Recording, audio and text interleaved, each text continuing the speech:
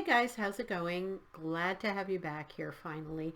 Yeah, I'm back into the swing of things, as you know, and yes, I am wearing my same top that I did for my coming back video. So sorry, but it's hot in here today, and I just felt like having a cute little bright, tank top on for you guys.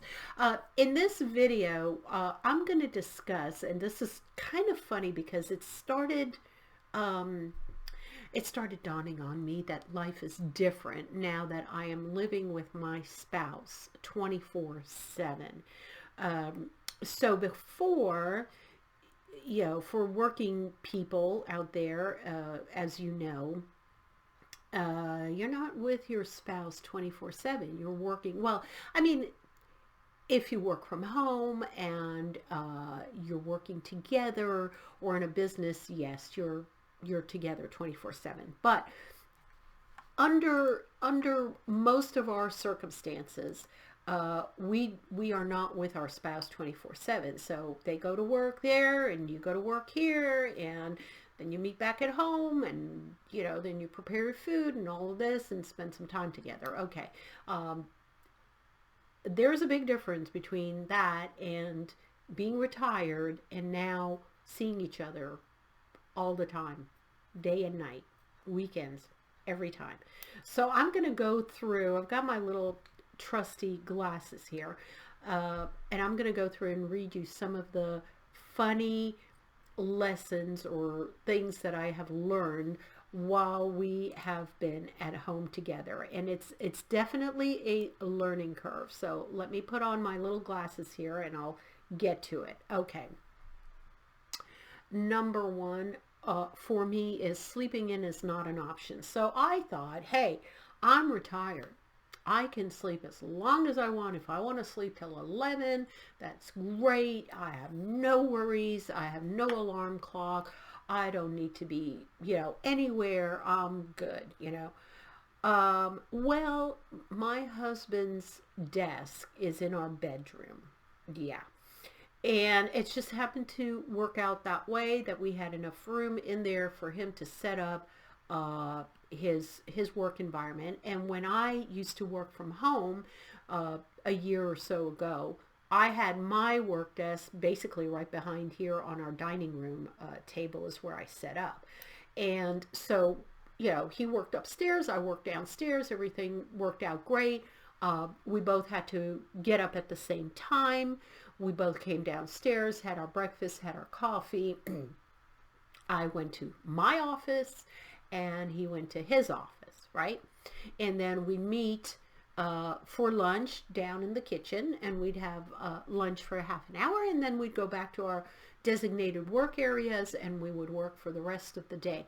And I'm telling you, when I said I didn't see him, I really wouldn't see him for hours upon end, okay? Because he was on meetings, he was taking calls, I was down here in my little area doing Zoom calls and meetings and everything. We really did not spend 24/7 together.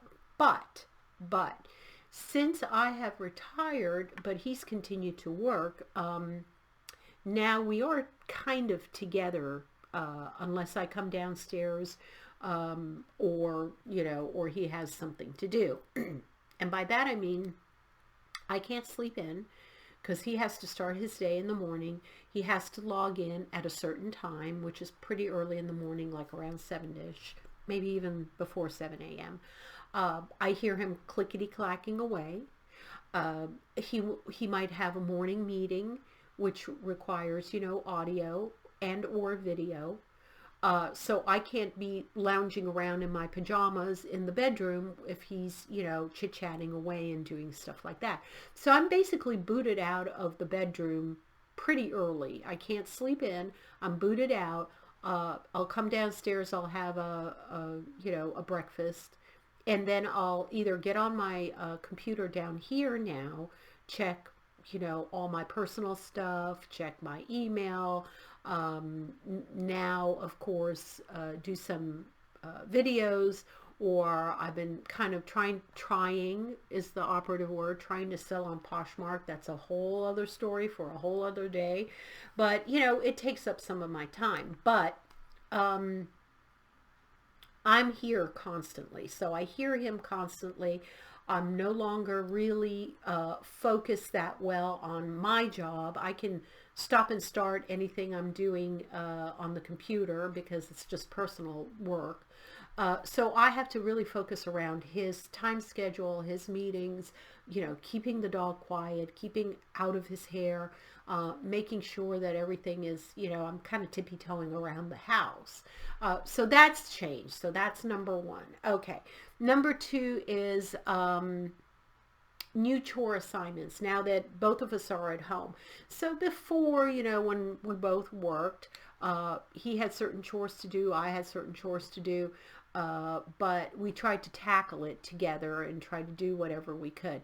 Now that I'm home, I have voluntarily taken on some more chores because I feel like I'm retired, I'm not working, he's still working.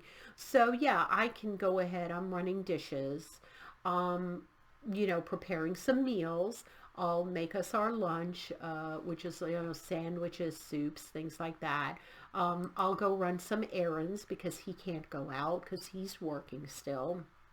Uh, I might go, grocery shopping, things like that, pick up some stuff.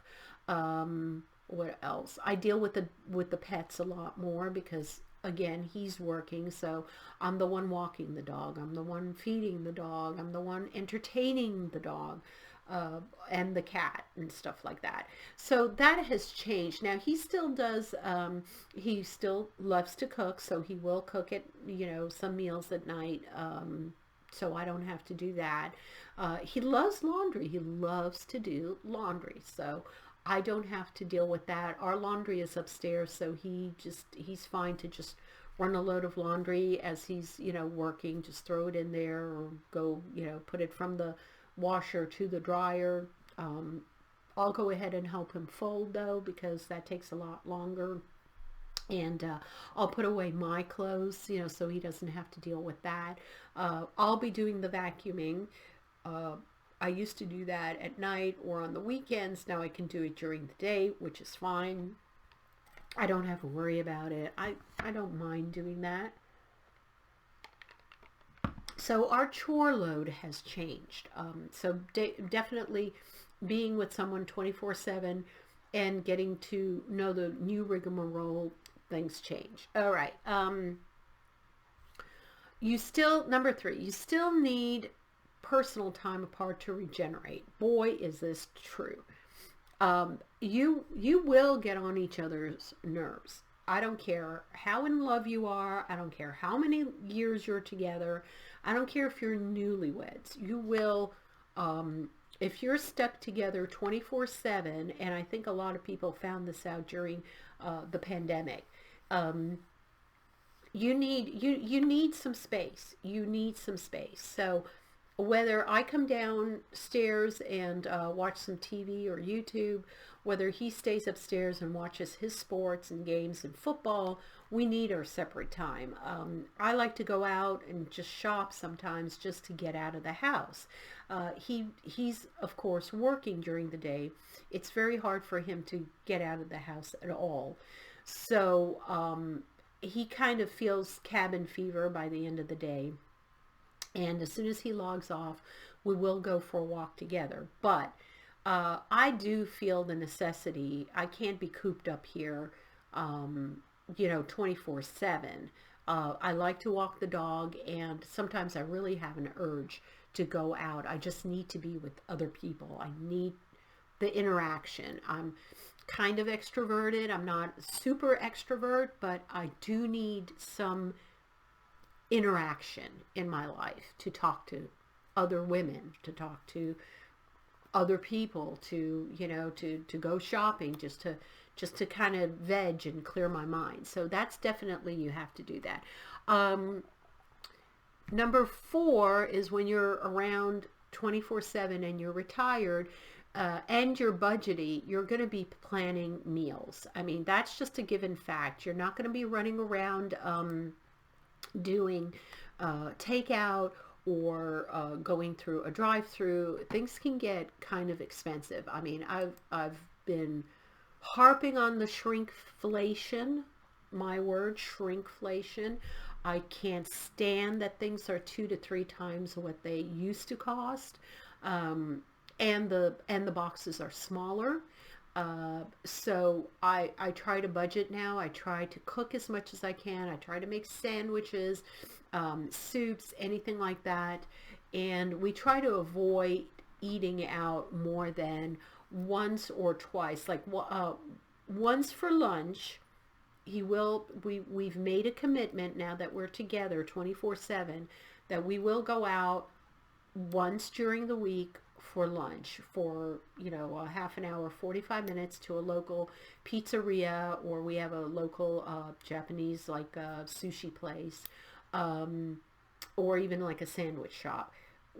It's kind of like our little lunch date, and that's kind of fun to do. And usually costs us about $25-30, which seriously blows my mind for lunch to still spend that kind of money. But kind of we make it that commitment. But the other times I will make a sandwich. I will warm up some Progresso soup. I will, have whatever leftovers that we had for dinner the night before. I will do things like that to make it more convenient and budgety for us. But being around 24/7, we have to plan all this out. It's not like him going to the office and he decides to go out with some friends and grab lunch with them. I don't have the luxury of going out with my coworkers and grabbing lunch and just making it up as we go. We really have to be mindful and frugal on what we're doing, and that involves some planning, being together. All right, so moving on from there, uh, 24/7. So why aren't we traveling more? Um, that's a really good question. So a lot of people, when they retire, and this was kind of my mindset too, it's like, oh wow, this will be the time when we get to travel a lot. And this will be the time where we go to all these places that we've been talking about, and we can visit friends and family that we haven't seen for years. Um, Being together, the retirement part has, and maybe this is kind of a premature retirement because he's still working, so he still needs to take PTO. He still has to ask permission, and he has to gain enough hours to get personal time off. Um, I don't. I mean, sure, I could go away by myself for a month, uh, to a relative, let's just say, and stay there. Am I going to do that? No. I'm not going to abandon him for a month. I'm not going to abandon my household for a month. I'm not going to leave him here holding the bag with, having to feed the animals, walk the animals, deal with, the household and everything by himself. That's just not me. Okay. I know some spouses would take off some time and say, hey, I'm retired full time. I don't care if you're working, if you don't want to come with me, or you can't work long distance, by logging into the internet and working, that's your problem. I'm out of here. So we had to compromise. I still have to stay around. Now we have taken smaller trips. We have recently gone down to Florida, and I talked about that in my previous video, visiting my dad. And we've gone to Gainesville, and we do plan to, do minor little 3-4 day trips here and there now that, I'm retired, and we'll take a couple of PTO days. But unfortunately, also, we don't know what to expect with my dad being at the age he is, which is, he's like 89, and he has health problems. We have to kind of be mindful of the PTO time, because at any given moment we could be getting a call, hey, he's not feeling well, we need to go and rush down to Florida, take care of him. So we're very mindful of that. So retirement and the whole traveling, hasn't quite gelled yet. We're working on it, but it hasn't quite gelled.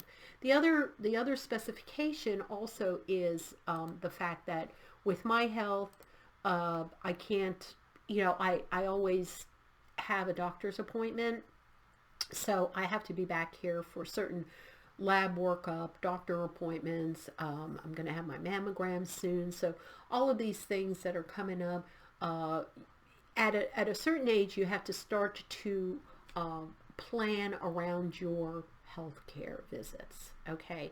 And I don't really have the luxury of going on an extended trip out of my region where I don't have my doctors or a pharmacy because I have to take my medications with me wherever I go. So if I run out of any of my medications, that's not a good thing. I can't be away for 2 months and not have 2 months worth or 2.5 months worth of my medications. I can't just ship it overseas or pick it up at a local, pharmacy. It's a big hassle.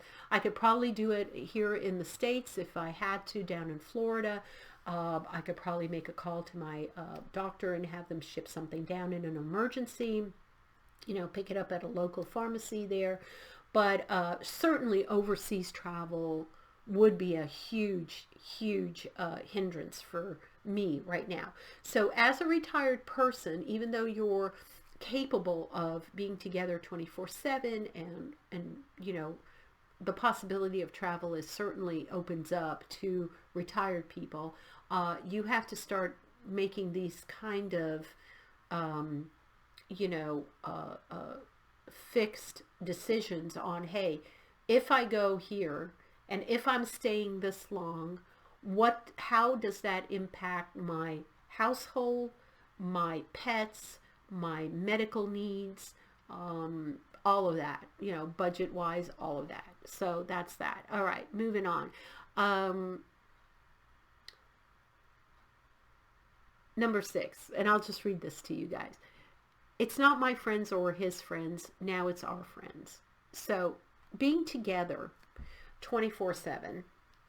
Uh, Let me just paint the scenario. So in the old days, in the work days. Sorry guys, I'm trying to work with my bra strap here, and it's bothering me. I'm looking down at my monitor. Um, in the old days, in the work days, you would have my friends, my coworkers, my people that I hang out with during the day, that you come to, appreciate and want to be with. Same thing for him. He's got his team and friends and associates at work. And they knew of me. My coworkers and friends knew of him. But there's not a lot of commingling of socialization when you're both working. When you're both not working, or when one spouse is, working from home, so doesn't really see their coworkers or whatever, the few friends that we have that are very close friends of ours are now our mutual friends. So my close friends have grown to know my husband and appreciate him, and we've had very good success in couples and going out to dinner with couples and intermingling and socializing with couples. So that has been a blessing. They have come to know him, although they knew me for years, but now they've come to know him and appreciate him, and we have a great time. And vice versa. I've met a couple of his ex co-workers, and people that I knew by name, like he'd say, oh, blah blah did such and such, or I'm going out to lunch with blah blah, but I never really saw these people. Now I had, for example, recently we met a lady that he had worked with for a number of years, and she's retired now as well. And so I kind of felt weird because I tagged along. I had only seen her one time for a couple of minutes because we bumped into each other at a grocery store. But I went out to lunch with them. So my husband and this lady and then me, and I got to know her. And I'm like, as I'm talking with them and interacting, the chemistry was great. We had a lot in common. We just felt like simpatico, as they say, with each other. And I'm like, wow, this is so cool. I go, I'm retired now.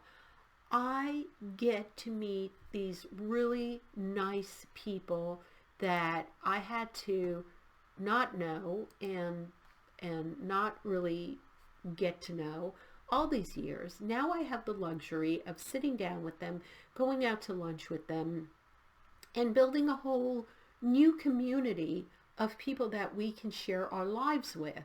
And that has been a blessing. So, yes, lessons for being together 24/7 is you pick up extra friends of, your spouse's friends and extended, maybe family or whatever. You have more time now to really get to know these people. So that's that one. All right, number 7, who needs clothes? 24/7, you're together. You're no longer working. You don't need work clothes. You don't need a lot of other paraphernalia. You just, you kind of make do with what you have. I've donated a lot of my work clothes. My husband's donated a lot of his work clothes. We're actually trying to pick up now some, leisure clothes. You know, what do they call it? The Tommy Bahama syndrome. The lounge wear, the resort wear. I mean, we're doing a lot of trips. Like I said, we will be doing a lot of trips to Florida, so we certainly don't need winter clothes. Um, Everything is casual unless you want to, jazz it up a little bit if you're going out to a nicer restaurant. That's basically the only time, or if we have a family formal social gathering like a wedding, bar mitzvah, a birthday party, something like that, then yes, you do need some clothes, but they're very few and far between. Okay, and that brings me to the next subject, which is shopping separately. And I'm reading this off the side here. Shopping separately can be a good thing. Divide and conquer. Okay. Uh, just because you are together 24/7 does not mean that he has to tag along to all of your girly shops, all of your thrift shops, all of your Hobby Lobbies, all of your Michaels and Home Goods and stuff like that. Trust me, ladies. Your husband has no interest in that. Zero interest. And I don't really have any interest in any of the, stores that he might want to linger in, sports stores, or if you have a husband that's into, fishing, pro bass shop, anything like that, camping gear, things like that. Even for clothing, like if he goes to, just for casual wear, if he's going to go and shop somewhere, I don't need to tag along. I don't need to, unless he needs my opinion. Now, caveat being, we did go shopping for a brand new suit. So he figured out that he has lost some weight, substantial weight, and he did not have any suitable suits that he fit into. They were either too big for him or they went so far back that they were too small for him. So we decided to go ahead and shop for a actual suit. You need a suit as a man for, funerals, weddings. We're not getting any younger. If we're invited to anything like that, we got to suit up. He's got to suit up. So we did go shopping for a suit, and I did go along for that, just for opinion's sake, how it fits, the color on him, the cut on him, things like that. He has absolutely no clue about, any fashion style or anything. So we had to, adhere to a certain strict budget. I was not about to buy him a $600-700, Gucci or Armani suit. We had to make sure the color is okay for any suitable, whether it's a happy occasion or a sad occasion. I didn't want him in, a light blue suit for, a funeral, let's just say. So we went with a very neutral, gray type of suit, suitable for business, for funerals, for weddings, for anything, anything that we're invited to.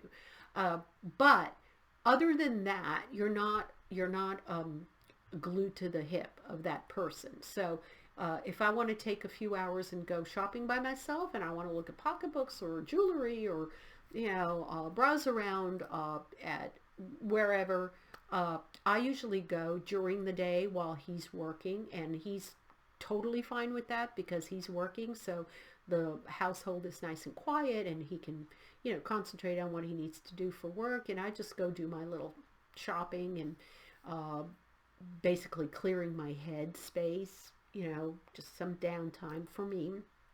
And then on the weekends or Friday late afternoons, he likes to go to the chiropractor.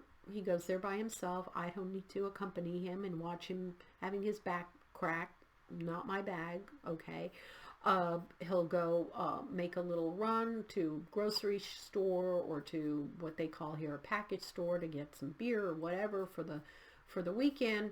He'll run some errands, like today he got his hair cut by himself. He ran out, and this is Saturday, and he did some grocery shopping because he's going to be cooking tonight. So we're having linguine with clam sauce, in case anyone's curious.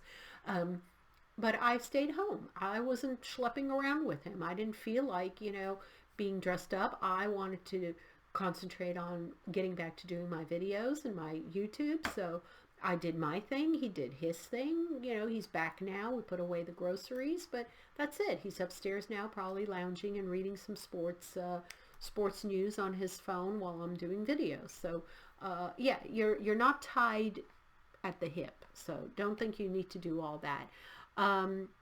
Forcing each other to exercise. Now, this is kind of controversial because I do want to confess that I do nag him about his lack of activity, and that's just me. I notice, I always tell him, just because you are not overweight or anything like that does not mean that you're not out of shape. He still does not get the amount of exercise that he really needs. And part of it is that he is very strict about putting in his hours at work, sitting in front of the computer, taking his calls, doing his meetings, and he really doesn't like to take any breaks.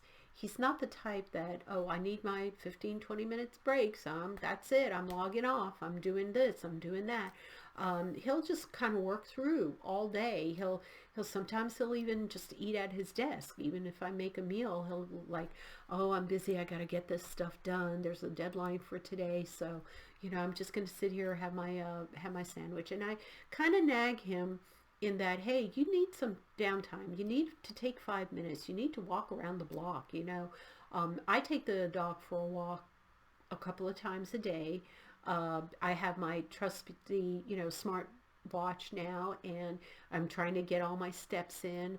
I'm not great about it. I have to admit myself, I am not great about it. I don't have a structured, formal exercise. I don't belong to a gym right now as of yet. I'm still trying to figure out what I want to do. I honestly, I don't know if I'm motivated enough to, I know myself, okay? If I sign up for a membership to a gym, will I really go? Will I really get my money's worth out of there? Or will I blow it off? And right now, mentally, I think I would probably blow it off a lot of times with the excuse of, oh, I'm tired. Oh, I've ran out of time. Oh, I'd rather be doing this, that, and the other thing. Oh, I got to run an errand. So I'm not kind of beating myself up about not exercising formally right now, but I do walk the dogs and I try to get out as much as possible.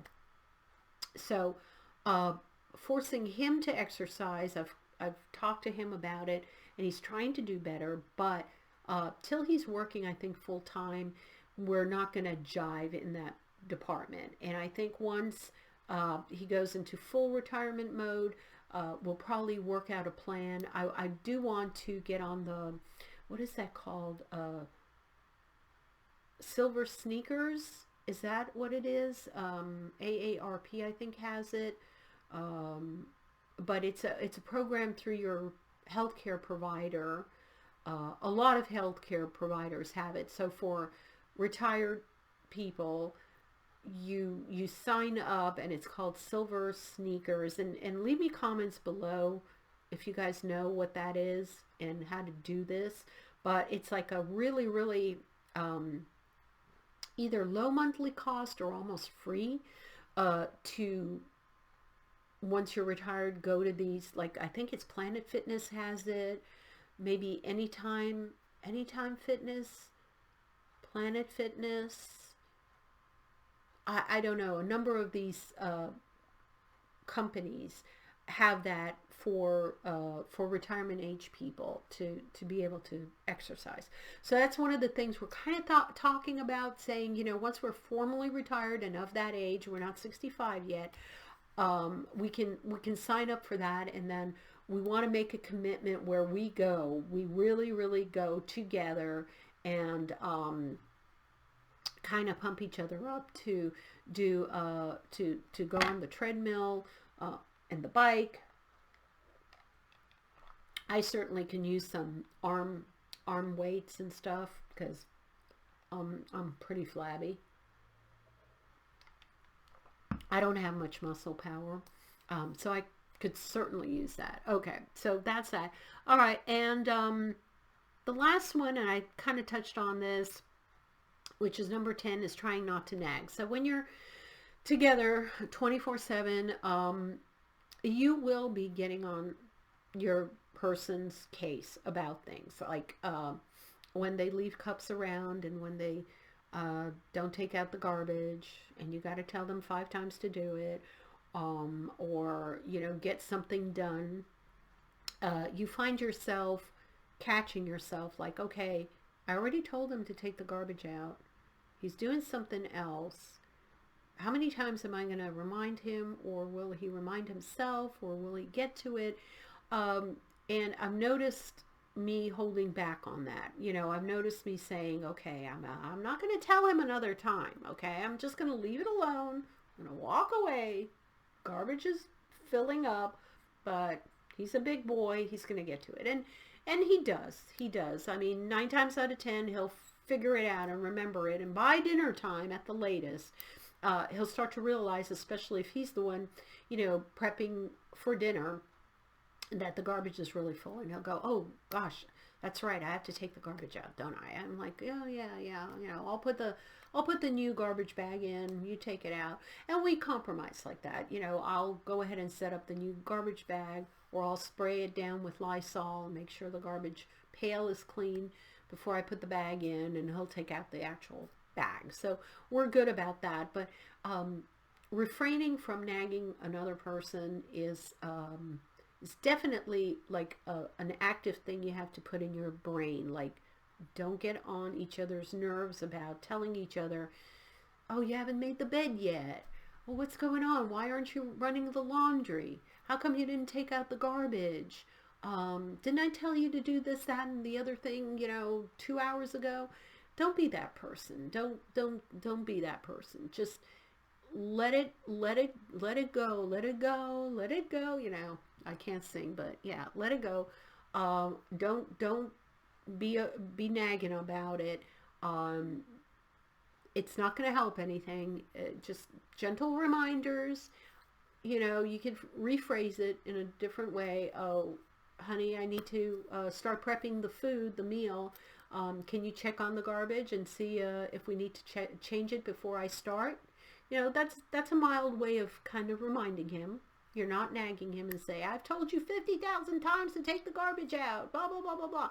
You can rephrase it. You can rephrase it in a better way, okay? So that's it. That's my tips for unexpected lessons that I have learned from staying with someone for 24/7 during retirement. And it doesn't have to be retirement. You could both be working from home full time now, aggressively, and but still together all the time. So take some of these lessons to heart, think on them, chew on them, And let me know in the comments below how you've approached it, if you're getting to that phase in your life where you tend to, spend all this time with your spouse.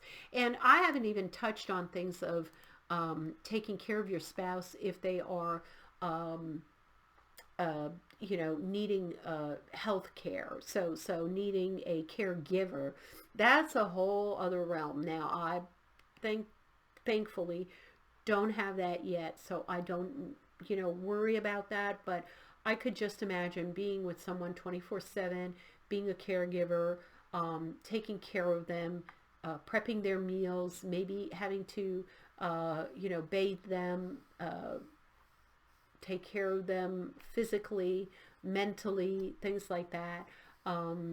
I don't have knowledge on that realm, but I certainly, my heart goes out to you guys, and you guys are so good at what you do, and living with someone 24/7, as a caregiver is a whole other level, a whole other level. All right, I love you guys very much. Thank you so much for joining me and sticking it out with me. Don't forget to thumbs up and smash that button, as they say, as the youngins are saying, smash that button for subscriptions and, subscribing to me. And hopefully I'll be back for more videos. Okay, I love you guys. Until later. Bye bye.